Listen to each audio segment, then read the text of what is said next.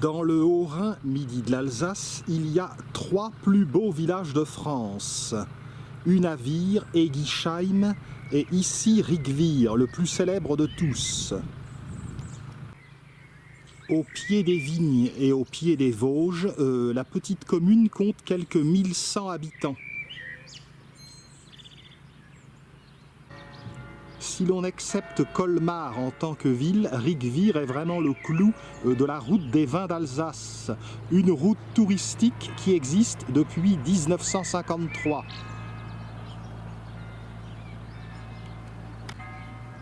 Superbe bouillon blanc fleuri. L'office de tourisme de Rigvir indique sur des brochures toute une série de petites balades à faire dans le coin, bien entendu.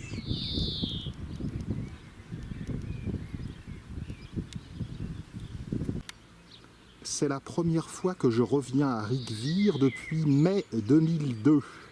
Vous pouvez voir une petite séquence dans mes films entre Alsace et Allemagne. C'est vraiment un film vintage. Il était temps de le rajeunir. La grande découverte, un peu au nord, on peut d'ailleurs y aller par un sentier, c'est Unavir, un autre plus beau village de France. Il mérite vraiment le détour. À l'ouest de Colmar, c'est là que se trouvent les plus beaux villages. Là-bas, sur la butte, un autre village, Zellenberg. À la limite orientale du village, c'est par l'hôtel de ville que l'on peut pénétrer dans la vieille ville. Juste à côté de l'hôtel de ville se trouve la poste. L'hôtel de ville est un bâtiment de style néoclassique. On passe sous une voûte et on entre dans la rue du Général de Gaulle.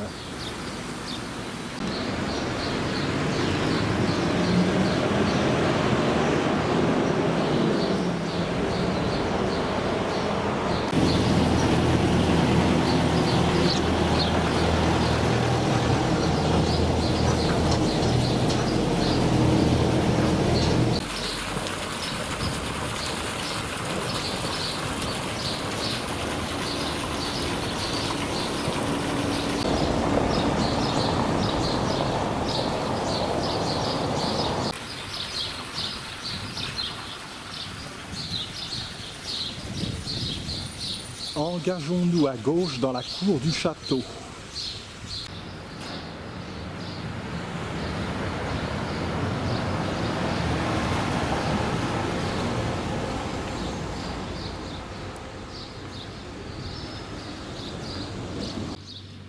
Il s'agit ici d'un château des années 1540 de Georges de Wurtemberg. On remarque les fenêtres à meneaux et aussi la tourelle d'escalier.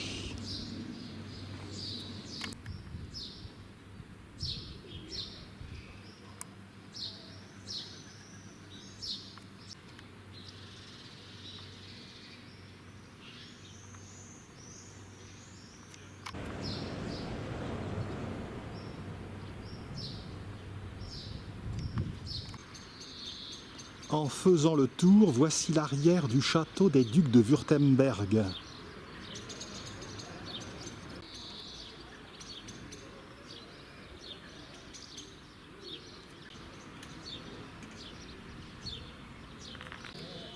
Et sur le côté, admirez le pignon avec les bois de serre. Il y a aussi un hôtel de la Liberté.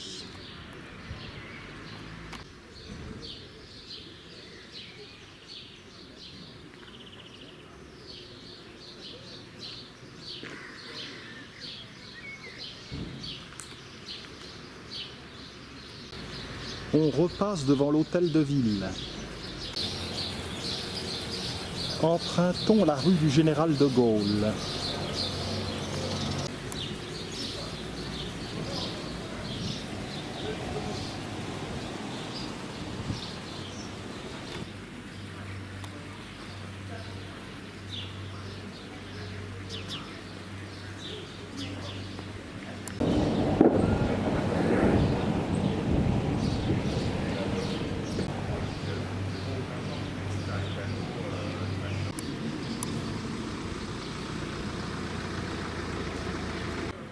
Au numéro 12, une maison avec un oriel d'angle, construite en 1606 par l'architecte Schickart pour le conseiller Ambroise Diefenbach.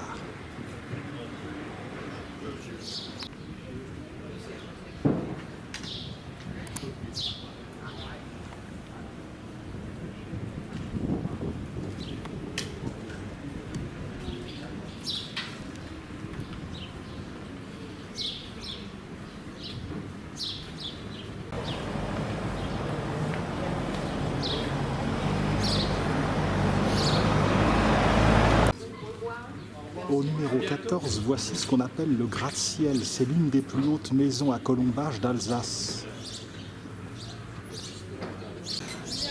C'est la maison Jungselig.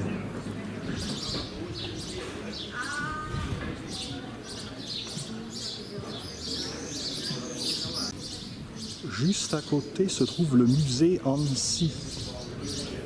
Si vous avez vu mon film sur Colmar, vous avez vu également un musée Hansi.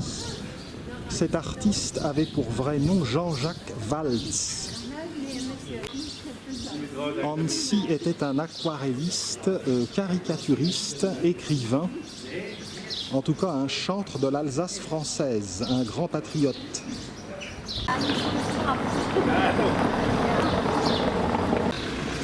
Au deuxième étage du musée Hansi, une salle de classe a été reconstituée. Au premier étage, des documents personnels évoquent sa vie et on peut regarder un film.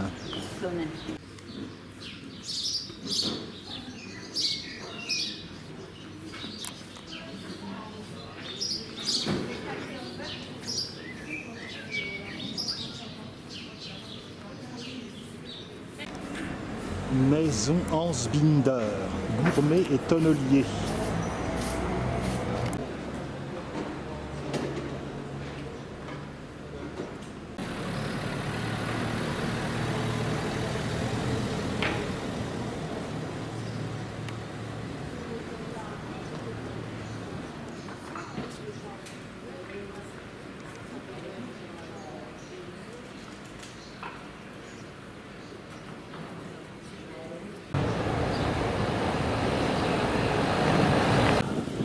La maison Bérel possède un oriel de 1514 avec une partie ajoutée en 1709.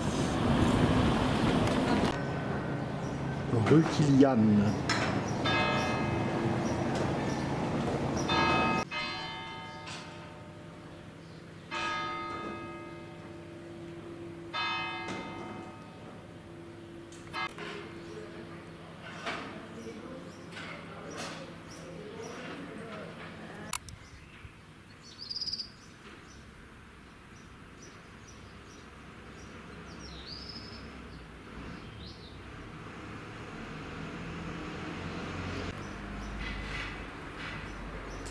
Il n'y a pas encore trop de touristes, profitons-en.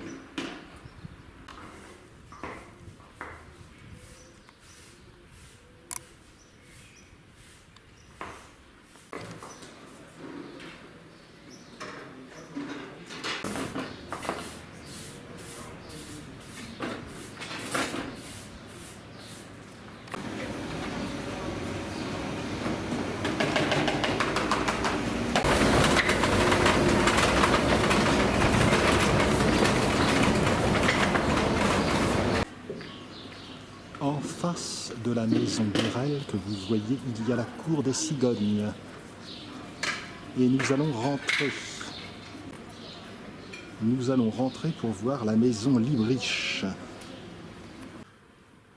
Une superbe maison de 1535 avec sa galerie en bois.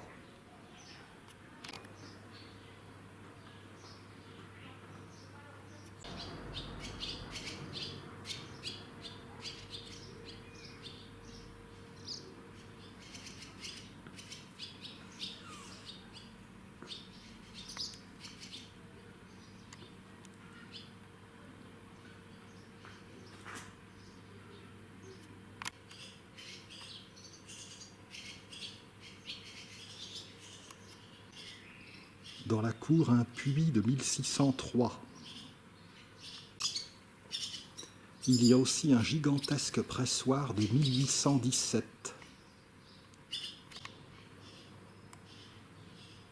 La cour des cigognes est un peu encombrée de tout un tas de choses.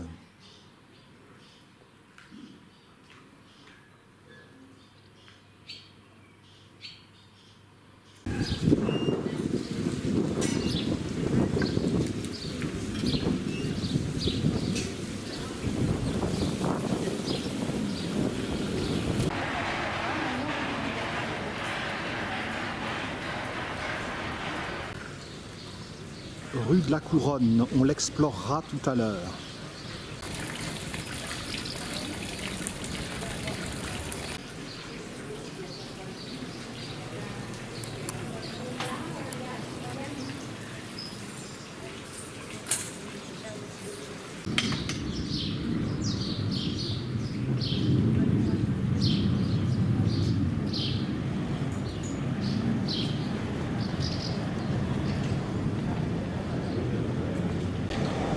Vers la place des Trois Églises.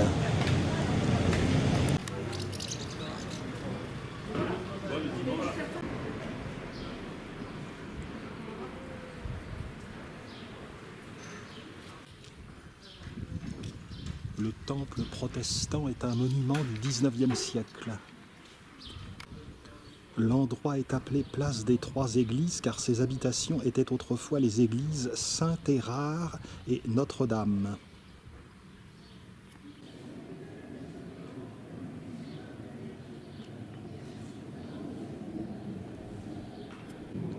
Ici Notre-Dame,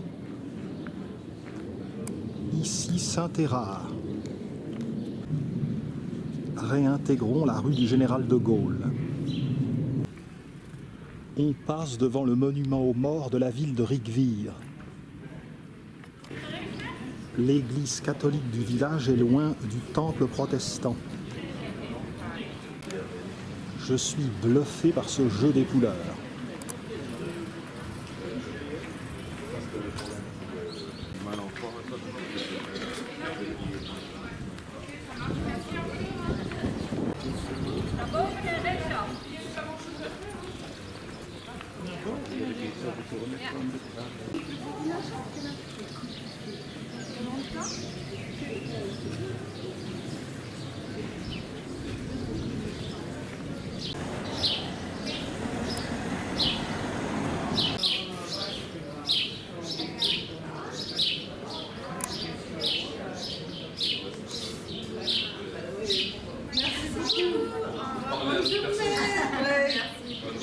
Merci.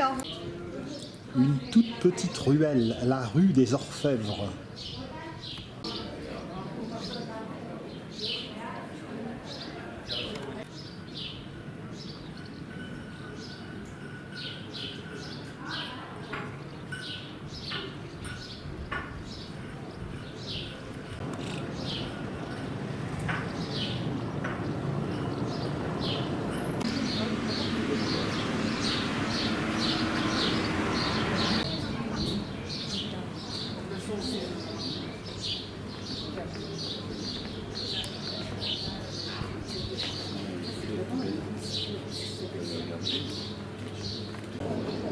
Sur la droite, la cour des nobles, Bergheim-Schoppenbier.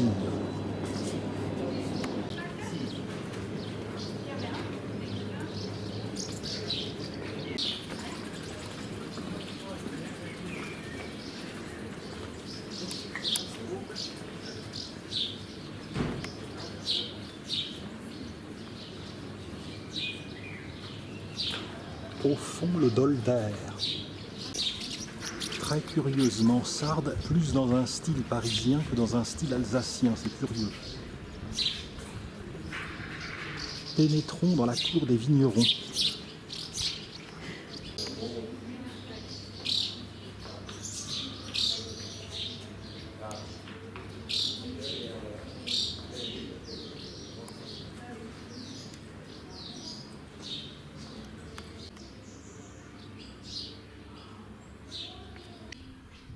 Il y a ici un ensemble de cours qui appartenait donc à la corporation des vignerons.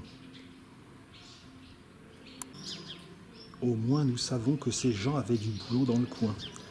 Et ils en ont toujours. La maison Preiss-Zimmer est d'une beauté éclatante.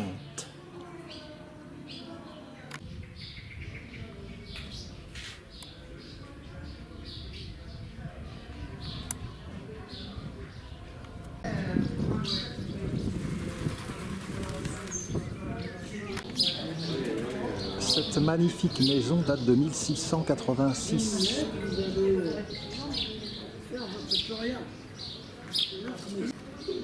Quant à l'enseigne, elle a été dessinée par Hansi lui-même. La maison avait nom à l'étoile.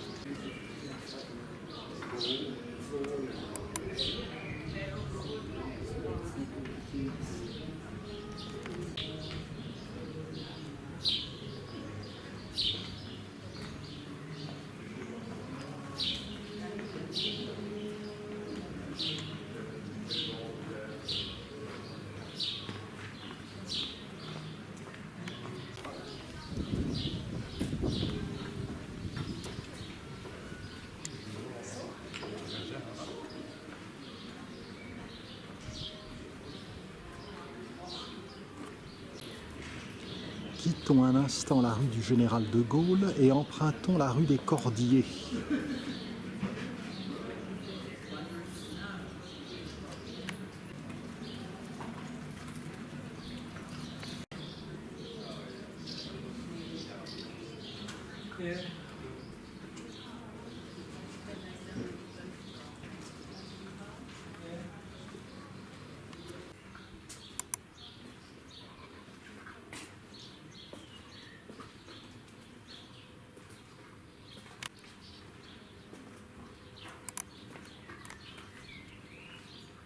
On croirait de la pâte d'amande.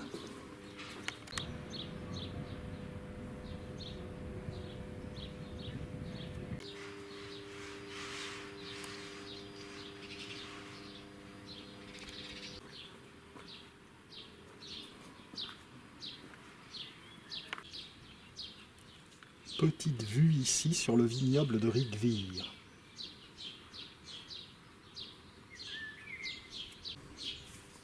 Réintégrons la rue du Général de Gaulle.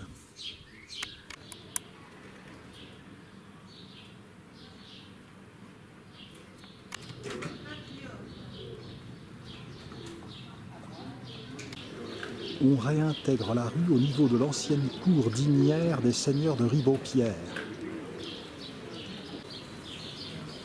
Aujourd'hui, un restaurant à tarte flambée, Flammküche. Après les seigneurs de Ribaupierre, ou Rappoltstein en allemand, ce sont les princes palatins de Deux Ponts Birkenfeld, s'il vous plaît, qui en ont été propriétaires.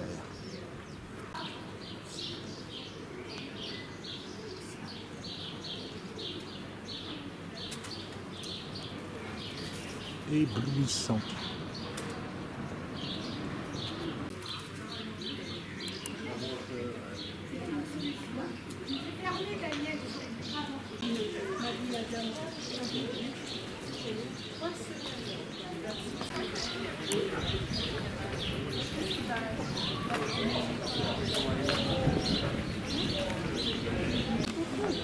Inutile de dire que le marché de Noël à Rigvir est absolument magnifique.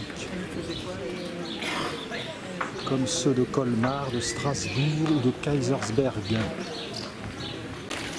Fontaine de la Cygne de 1560 sur la place du même nom.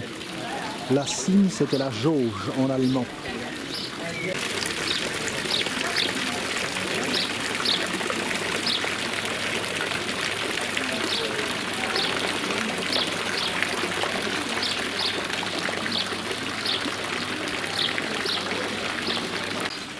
La rue des Juifs nous emmène vers la tour des voleurs.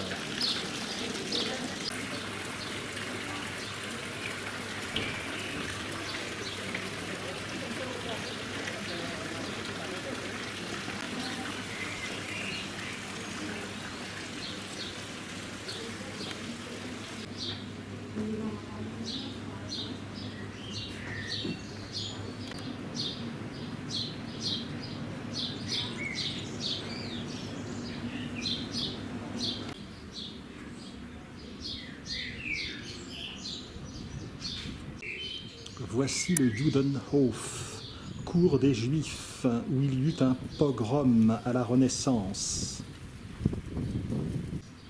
Un peu avant la Renaissance, en fait, c'était en 1416. Si l'on se place au fond de la cour des Juifs, on aperçoit la tour des voleurs, qui date de 1291, quoique remaniée au XVe siècle. Elle abrite un musée avec salle de torture. 18 mètres de hauteur, pentagonale à l'extérieur, carrée à l'intérieur.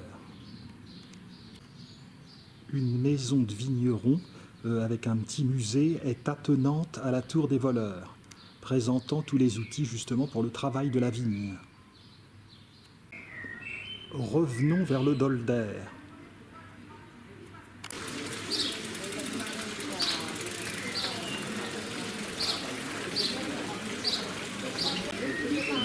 Le Dolder est une ancienne porte défensive de 1291.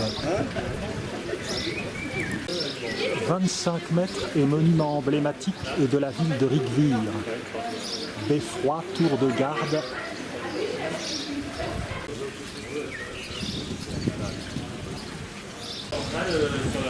Il abrite aussi un musée qui compte l'histoire locale. Au-delà du Dolder, il y a l'Obertor. Ober, haut en allemand, donc la porte, la tour supérieure, la porte supérieure. Sur la gauche, la rue des Remparts. On remarque la herse de l'Obertor. Il y a une porte avec 2 battants.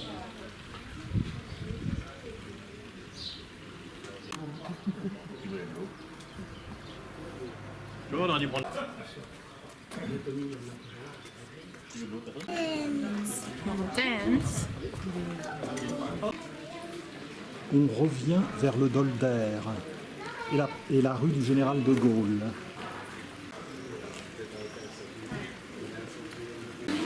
On tourne sur la droite, rue du Cerf.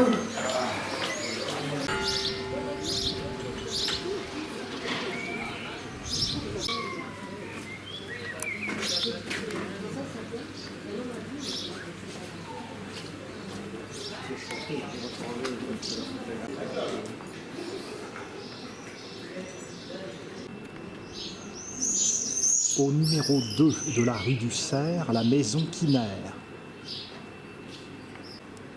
Elle a été édifiée en 1574 pour le gourmet Conrad Ortlieb. Regardez le fronton. Il y a une cartouche où l'on voit la mort saisir le fondateur de la maison.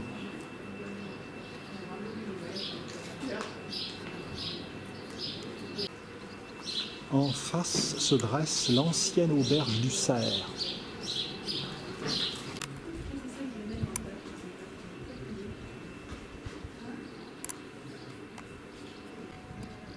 Tournons sur la gauche, rue latérale.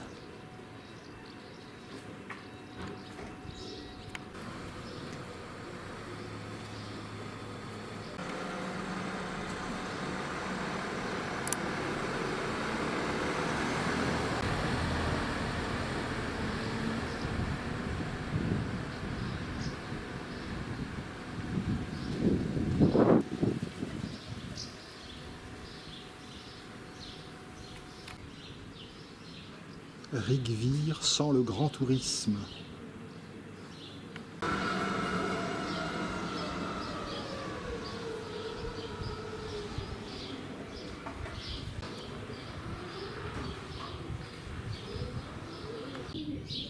Rue Saint-Nicolas. Peut-être que ce qu'on a vu, c'était pas encore assez pittoresque. Cours de Jacques Baltz, 1572. Avec son pressoir. Oui,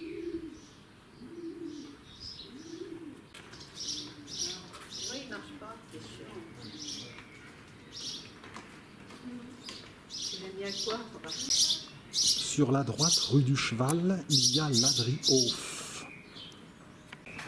ancienne propriété de l'abbaye d'Autray, avec son oriel à 2 étages.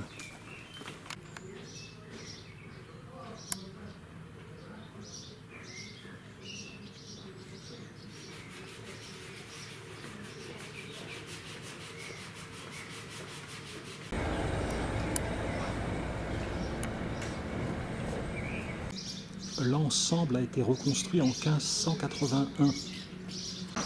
On reprend la rue latérale et on descend. Au numéro 6, la maison du marchand Toby Berger de 1551, avec son oriel. Dans la cour, une porte Renaissance.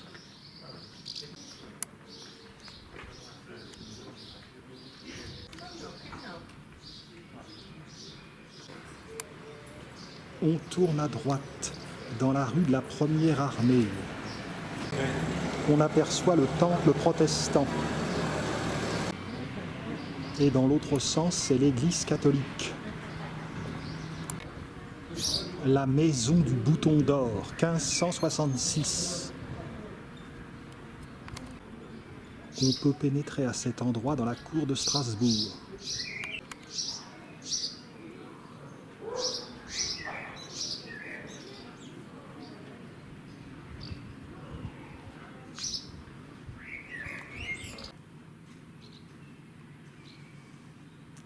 Possession des évêques de Strasbourg jusqu'en 1324.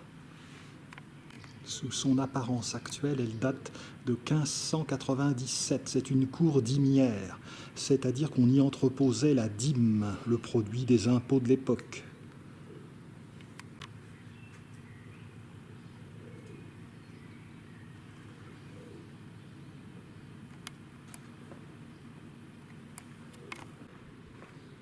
On revient vers la rue de la Première Armée. On prend cette direction, rue d'Inzheim.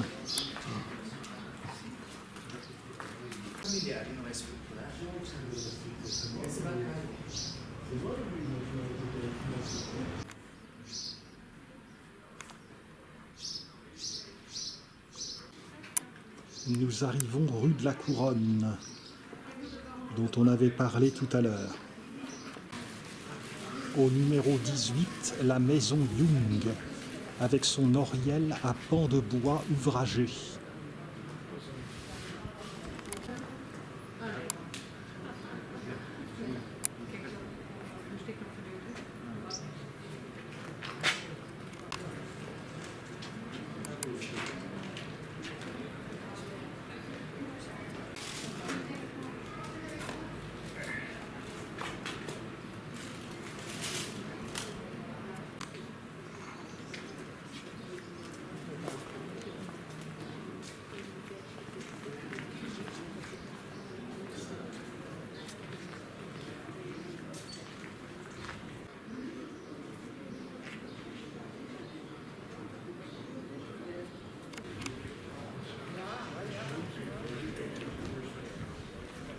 Planche ou parquet?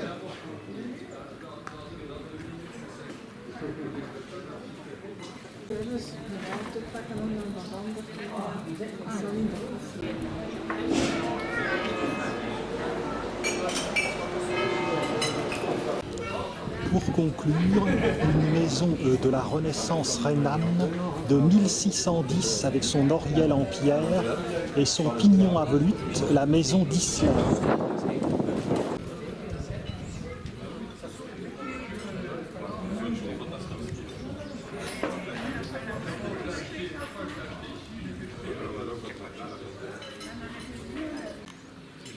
Voici pour une découverte rapide de Rigvire, l'un des plus beaux villages de France, au Rhin.